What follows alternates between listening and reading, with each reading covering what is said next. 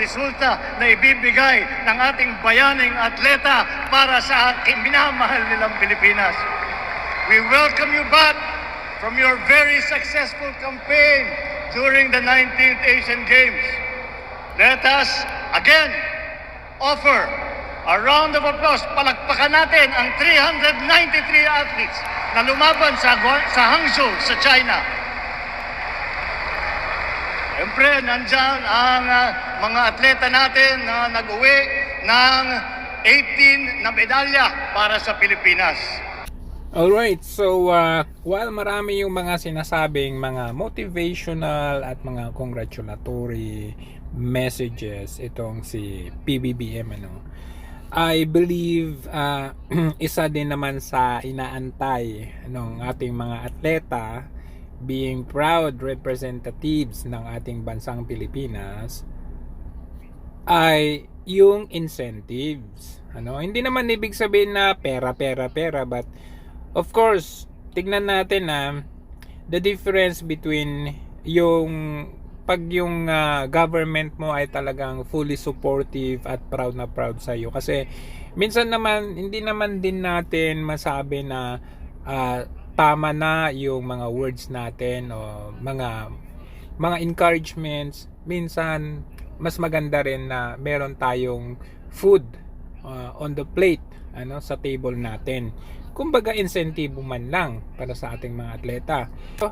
Way back nung July sa Para Games at SEA Games na ito, meron siyang mga naibigay sa ating mga atleta kagaya ni Carlos Yulo. Ayan po, Pero kung titignan natin, well, we can say na okay, salamat at meron pa rin tayong insentibo.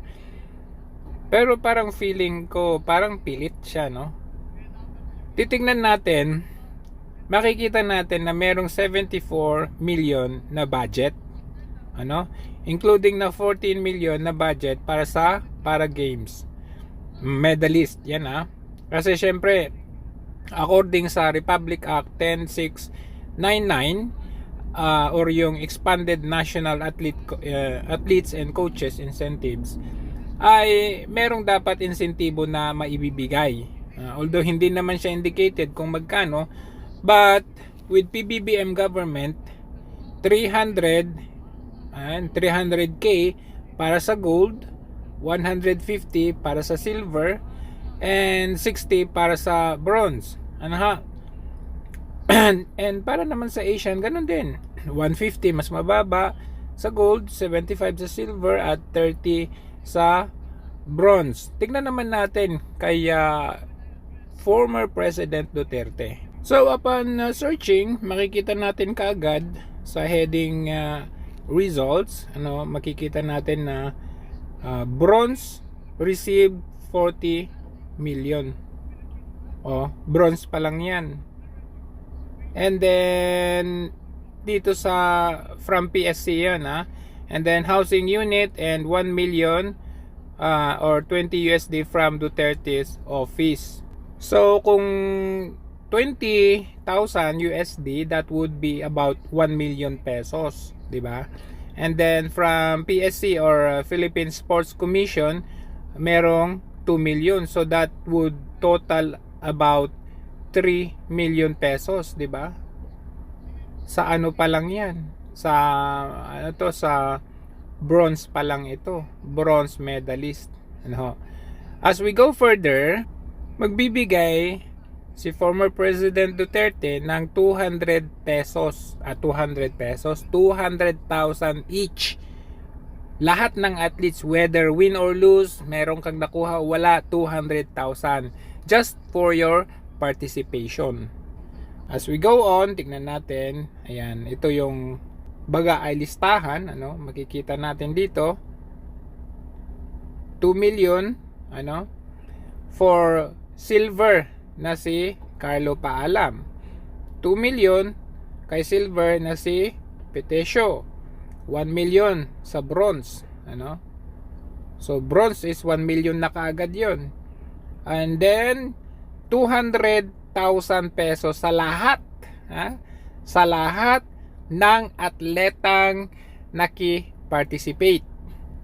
At Remember, the very famous gold medalist na si Heidelin Diaz. Magkano?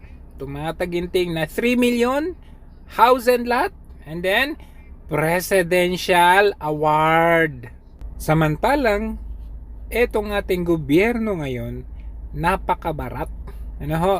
Ang lalaki ng kanilang mga confidential funds, extraordinary funds, pero ang suporta, makikita mo kung sino talaga ang may tunay na appreciation at suporta sa ating mga atleta. Kita nyo naman, sobrang barat. Tingnan nyo naman, gold na yan pero 300k lang. Samantalang, doon kay Duterte, silver, 2 million. Okay? Bronze, 1 million. Gold, 3 million. Tignan nyo yung difference dito. Silver dito, 150. Bronze, 60k. Ano yan? Tapos sasabihin mo, mahal mo ang mga atleta. Proud na proud ka sa atleta natin. Nagbanat sila ng mga buto. Pride natin as the whole Philippines nation. Tapos, barat na barat. Sa isang article ng Philstar na pinamagatang Show Me the Money, okay? Dito pinapakita ang pride and glory ng iba't ibang bansa, Ito ay in line doon sa katatapos ng Asian Games sa Hangzhou, China, Sabi dito, countries desperate for Asian Games success are dangling houses, money, cars, and even government jobs as incentives to athletes to bring home medals from Hangzhou. As we continue, makikita natin, competitors in the 19th Asian, wrong spelling pa, which ends on Sunday, publicly say they are more interested in glory than financial gains. Pero, alam nyo, sa totoo lang, ayaw lang kasi magsalita ng mga atletang Pinoy na yan. Ang totoo niyan, syempre maganda rin naman, ang aim naman talaga nila is to bring pride and glory sa ating bansa. Pero, di ba masaya kapag meron tayong mga bonus? Kahit sabihin na natin nga, we are for the pride and glory of our country. Syempre, understood na yan, galing from kung galing sa puso mo yan bilang gobyerno, ikaw na yung magbibigay. Hindi na kailangang pa, di ba? So, tingnan natin dito from other countries. Tingnan nyo sa India pa lang sa India. Doles. Ibig sabihin, nagbibigay ng from the pera from the state. 36,000 for gold. That's about 2 million, di ba? Almost 2 million na yan. Hindi lang yun. Fortune in the country where tens of millions of people live below the poverty line, the average annual income is yan. So, kapag mahirap ka, malaking bagay yan para sa'yo, di ba? Bilang atleta representing your own country.